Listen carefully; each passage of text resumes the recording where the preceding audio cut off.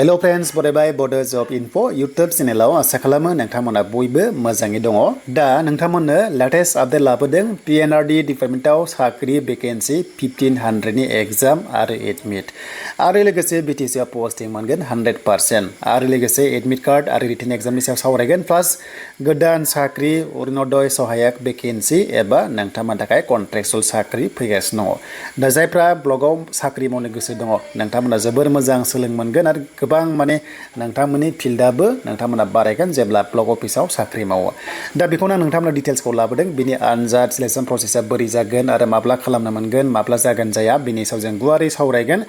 बिनिखायनो जाय नोंथांमोना नैबे बड' जब इनफो इउटुब चेनेलाव गोदान साबस्क्राइब खालामना ला मानोना बाव साख्रिनि आपडेट लोगोसे सरकारि स्किम लननि सायाव नोंथांमोना बर' रावजोंनो आपडेटखौ मोनबाय थानो हाखायो। दे गोबाव खालामा जों थांनो पर्टेलाव। दा जों फैबाय पर्टेलाव PNRD आव वेबसाइटआ दङ डिसक्रिप्शनाव नोंथांमोना चेक खालामनानै दाबाव आरो बाव फैनाय लोगो लोगो एडमिटखौ नोंथांमोना बेनिफ्रायनो डाउनलड खालामनानै लानो हासिगोन आरो बे जाहैबाय नोंथांमोना नैबे व्हाट्स निउआव फैनानै नैबावनो थाबैनो एडमिट कार्डखौ मोननो थांगासिनो दङ। बे जाबाय एग्जामनि थाखाय। दा बे एग्जामा माब्ला जागोन आरो लोगोसे माबादि दायो कन्डिशनाव दं आं बेखौ नोंथांमोना फोरमायगोन। बेखायनो जों अफिसियेल नटिसखौ नायगोन जे जाहाथे नोंथांमोना मा बिनि सिलेक्शन प्रसेसखौ मोनथिनो हायो।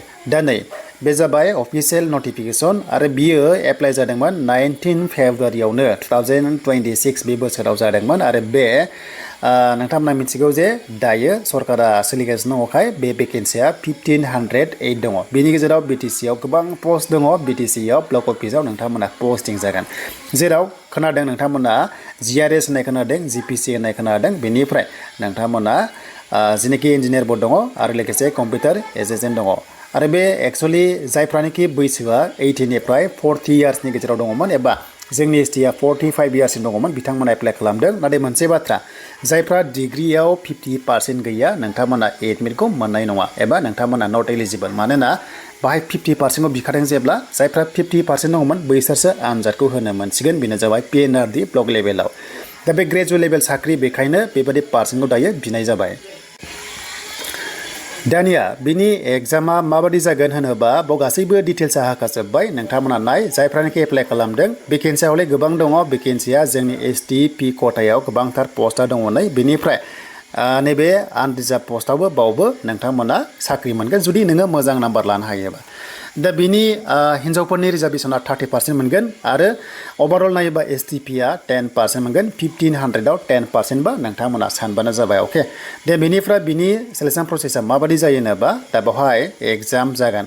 स' एग्जाम जागोन बे एग्जामा बेसेबां जागोन जों दायो नायनोसै गाइडलाइन्सखौ। दानिया बिनि एग्जामा बावहाय नायोबा 75 नि एग्जाम जागोन। अके थ' नोंथांमोना 75 मार्क्सनि एग्जाम जागोन OMR सिटआव जागोन अफलाइन हिसाबै आरो 75 था कुइसन थागोन आरो मानसि हाबानो 1 मोनगोन नाथाय 0.25 नेगेटिभ मार्किं दङ। अके एक्चुअली बेवहाय रं जायोबा माने नेगेटिभ मार्किं दङ होनना बुंदों आरो सिलेबासआ बेखिनिखौ नायना ला स्क्रिनशट खालामना लाबानो जाबाय। बाइबा टेस्टआव 25 नाम्बारा दङ बेखौ बुंदों। दा बेखिनि नोंथांमोना बेखौ मिथिखाबाय। दानिया एग्जामा माब्ला जागोन बा एडमिटआ माब्ला मोनगोन। दा ओरैबायदि लिरनाय दङ गाइडलाइन्सआ जे जेनेखि केन्डिडेटफ्रा सर्टलिस्ट जागोन एग्जाम थाखाय बिथांमोननो मा नैबे अफिसियेल साइटआव होगोन आरो नोंथांमोनावहाय जेनेखि मेल आइडि थायोना मेल आइडियावहाय नोंथांमोना मा SMS खालामहरगोन बा मबाइल नाम्बाराव नोंथांमोनाहाय मेसेज खालामहरगोन जे एग्जाम डेटआ फैबाय होननानै नोंथांमोना अब्लानो लोगो लोगो मिथिगोन आरो नैबे वेबसाइटनिफ्राय डाउनलड खालामनानै लानो हागोन।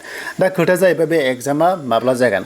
दा नायदो नै जों मिथिगौ जे दाख्लैबावै जोंहा जेनेखि ब्लक अफिस थायोना बिनि गेजेराव माखासे BCDC थायो। अके बे जाबाय ब्लक अफिस। अके ब्लक अफिस दा मोनसे जेनेखि जोंहा सिगां जादोंमोन डिलिमिटेसन जादोंमोन ना डिलिमिटेसन जादोंमोन बे डिलिमिटेसनावहाय माखासे BCDCआ दाजाबलाय दानख'लाय जादों। दा बैखौहाय खालामनोबा माने फिसा माने माखासे पार्टस ब्लकबो थायो बावहाय BCDCखौ लांसिगोन।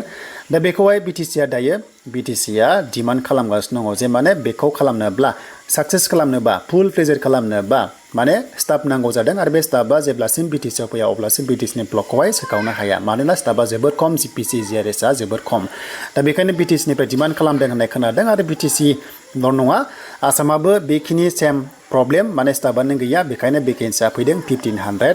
दा बेखायनो बे एग्जामा सेप्टेम्बराव जानाय चान्सआ दंसै सेप्टेम्बराव जानाय चान्सआ दंसै आरो सेप्टेम्बर अक्ट'बराव नोंथांमोना साख्रि मोननो चान्सआ दङ बे जाबाय पिएनआरडि आव आरो बेखिनि सेप्टेम्बरखौ नोंथांमोना सानना ला बेनो जाबाय पिएनआरडि नि एग्जामा दा बेखौ नोंथांमोना क्लियार खालामबाय दानिया अरुणोदय साहायक दा अरुणोदय साहायक पस्टआबो नोंथांमोना कन्ट्रेक्चुएल नैबे पिएनआरडि नि आन्दारावनो फैगोन दा जिखुनु जाया एमएलए नि आन्दाराव 100 जन पस्टआ थागोन अब्ला 126 जन एमएलए दङ बेनिफ्राय 100 दङ अब्ला गोबांथार माने बेयाव भेकेन्सिया हाजार फैगोन अके स' नोंथांमोना गोबां हाजार फैगोन एबा गासै 12,000 नि खाथियाव भेकेन्सिया फैगोन बेनो जाबाय नोंथांमोननि अरुणोदय साहायक आरो बे नोंथांमोननि बिनि सेलारिया 10,000 निफ्राय लानानै अके बिनिफ्राय 15,000 नि गेजेराव बियो जानो हागौ आरो दा बेखिनि नोंथांमोननि थाखाय लेटेस्ट आपडेट